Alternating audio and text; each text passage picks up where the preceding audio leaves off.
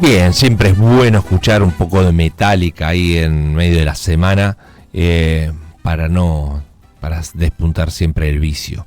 Vamos ahora a la segunda parte de este programa, que es sobre política internacional, en este caso de América Latina, de nuestra región. Y la verdad es que América Latina también está pasando por momentos un tanto convulsionado. Por suerte no tenemos guerras, pero todavía siguen habiendo algunas dictaduras muy residuales, pero que están haciendo de las suyas.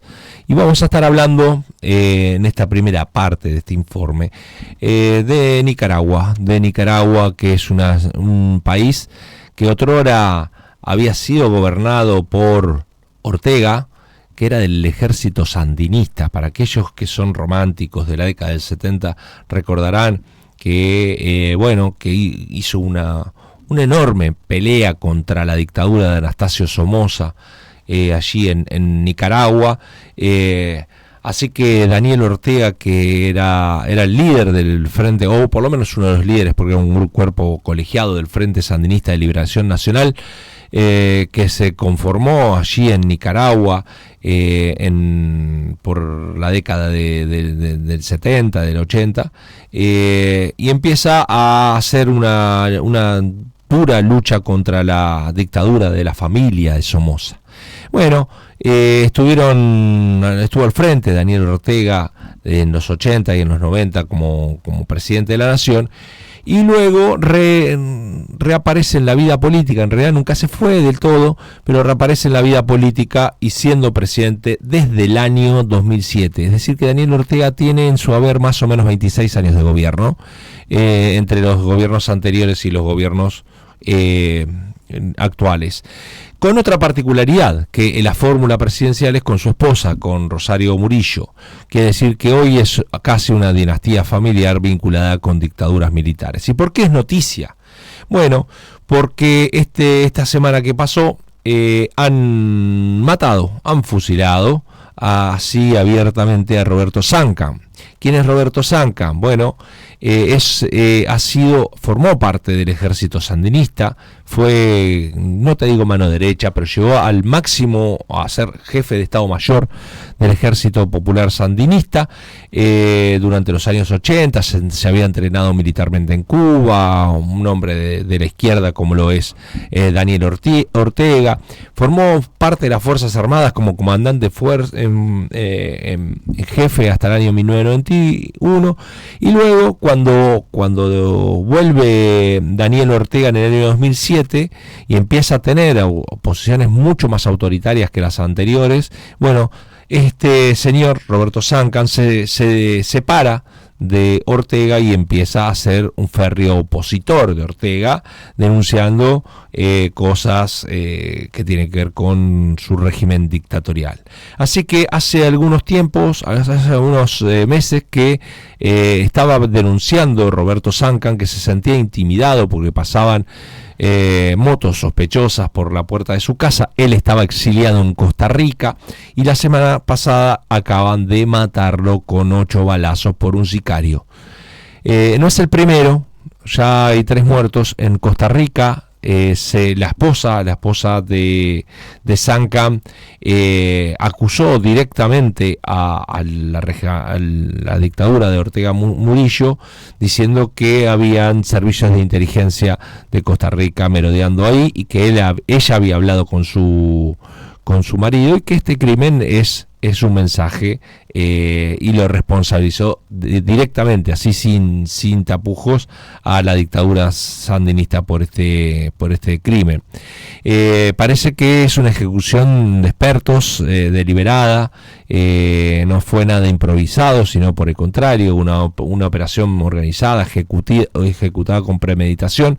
Ya se había denunciado de la premeditación y te digo que no es el primero que sucede ahí. Otro ex funcionario fue asesinado en Nicaragua,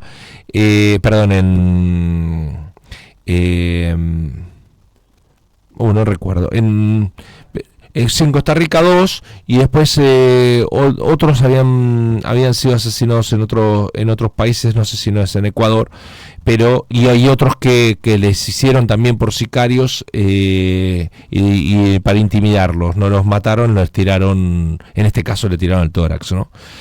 La segunda noticia que tengo para darte es la de Panamá, que es de estos países que no nos llega mucha información, y hace algún tiempo que está teniendo algunas manifestaciones realmente violentas, en el caso de Panamá, y entonces estas manifestaciones fueron seguidas de una huelga general, y esto se derivó en un estallido social. Hubo saqueos, hubo algunos encontronazos con la policía, y entonces el presidente de la Nación, José Raúl Mulino, declaró el estado de urgencia, lo que acá sería estado de sitio, ¿no? Así que se restringieron las libertades individuales, las garantías constitucionales en pos de los saqueos y destrozos. Esto va a durar por lo menos durante 5 días, el estado de emergencia. Quiere decir que es lo que acá se llama estado de sitio, y en algunos casos se convierte en toque de queda, que la gente no puede salir a la calle.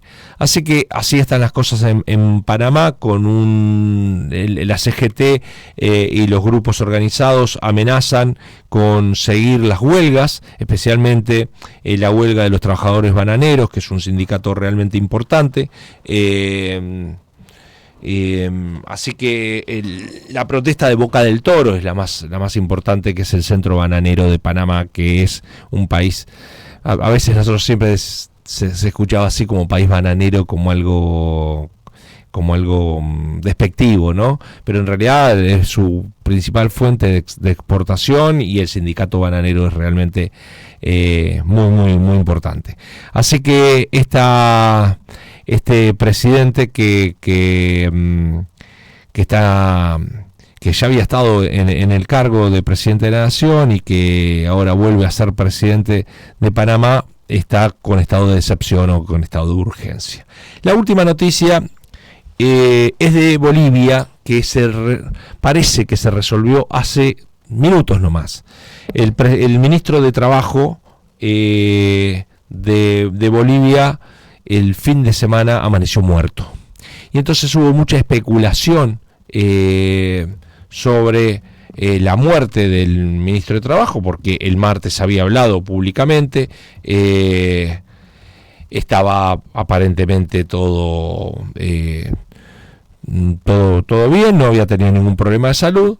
La esposa lo encontró muerto en su cama, había algún grado de especulación sobre algún rumor de muerte, y hace una hora y media que el Estado boliviano, que se había comprometido en averiguar a fondo, y hubo un montón de peritos sobre la muerte de Hernán Julio Rodríguez Lafuente, que murió este sábado en la ciudad del Alto. Se ha esclarecido, y aparentemente murió por insuficiencia pulmonar.